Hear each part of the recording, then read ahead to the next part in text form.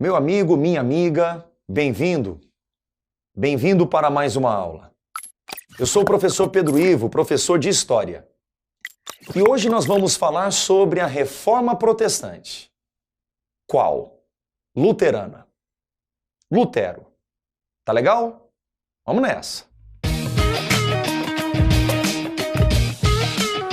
Lutero não foi a primeira pessoa a questionar o Papa, a Igreja e o comportamento do clero. Esse tipo de questionamento aconteceu muito antes.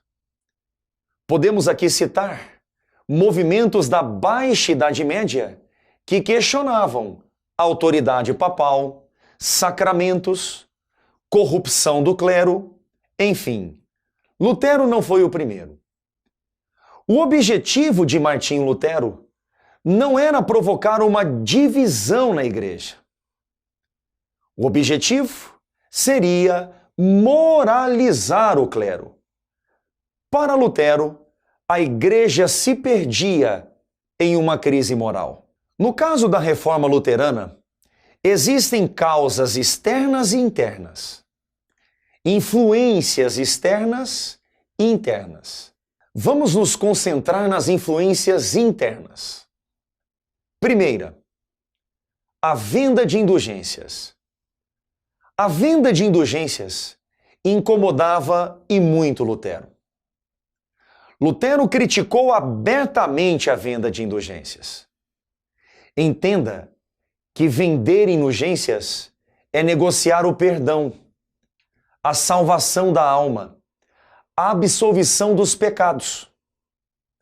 A grande questão é que o Papa Leão X, naquele mesmo momento, estimulava a venda de indulgências. A venda de indulgências era uma ferramenta papal para financiar a construção da nova Basílica de São Pedro. Por isso, Lutero criticou o próprio Papa. Um outro agente interno é a simonia. Simonia significa negociar coisas sagradas. Exemplos: vender cargos eclesiásticos, simonia. Negociar relíquias sagradas, supostas relíquias sagradas, simonia.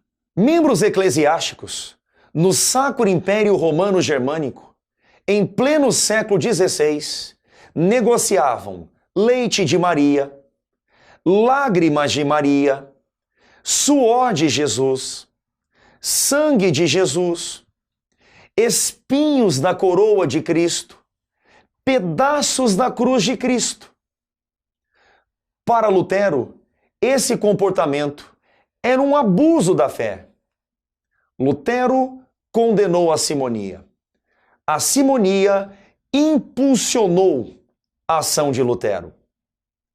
Lutero era contra o nicolaísmo, o fato de membros eclesiásticos terem diferentes mulheres e filhos. E outro ponto, Lutero questionava a crise moral. Para ele, crise moral era o abismo entre o que era ensinado e o que era praticado. A distância entre discurso e prática. Por isso que há pouco eu falei, o objetivo de Lutero seria a moralização da igreja. Lutero organizou as suas críticas em 95 teses, teses que foram colocadas na porta da igreja de Wittenberg. O Papa foi alvo dessas críticas. O pensamento luterano se amparava na predestinação e na fé. A fé seria o sinal da salvação. Houve uma reação papal. O Papa Leão X enviou uma bula a Lutero. Lutero deveria se retratar, recuar em suas críticas. Isso não aconteceu. Sendo assim, Lutero foi excomungado. Em 1521, o imperador do Sacro Império Romano Germânico, Carlos V, aliado do Papa, convocou uma assembleia para julgar Lutero. É a Dieta de Worms. O imperador imaginava que Lutero aproveitaria o momento para se retratar, para recuar. Isso não aconteceu. Na verdade, Lutero aproveitou o momento, aproveitou a oportunidade para reforçar o seu pensamento, reafirmar as suas convicções. Naquele momento, boa parte da nobreza alemã se identificou com os ensinamentos de Lutero.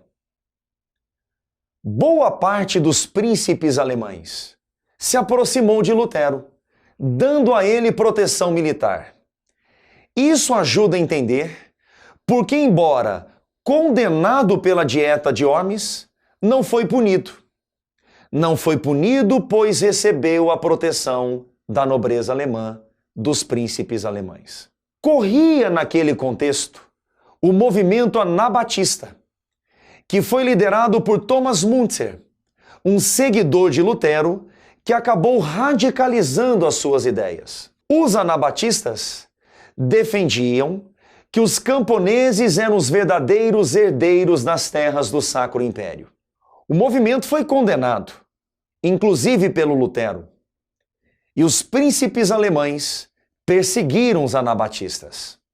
Em 1555, Lutero já havia falecido, foi feito um acordo entre o Sacro Império Romano-Germânico e os principados. Um acordo entre o imperador e os príncipes alemães. Trata-se de um acordo de paz, tolerância religiosa, liberdade religiosa, paz de Augsburgo. Se algum dia você se deparar com essa expressão, paz de Augsburgo, foi a liberdade religiosa, a tolerância religiosa instituída no Sacro Império Romano-Germânico. Para encerrarmos a discussão, vamos passar rapidamente pelos princípios luteranos, pelos preceitos luteranos, ensinamentos de Lutero. Primeiro, verdade religiosa encontrada apenas na Bíblia. Segundo, fé como sinal da salvação. Terceiro, eliminação do celibato, eliminação de imagens sagradas, a iconoclastia luterana. Livre interpretação bíblica, algo que a igreja condenava. Tradução da Bíblia do latim para a língua local. Subordinação da igreja ao Estado. E só mais um princípio.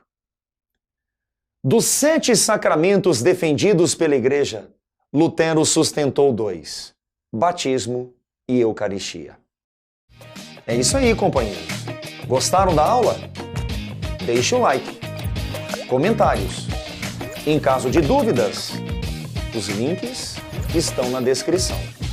Visite constantemente o canal Brasil Escola. Ele irá te amparar em qualquer desafio de prova. Beleza? Até a próxima!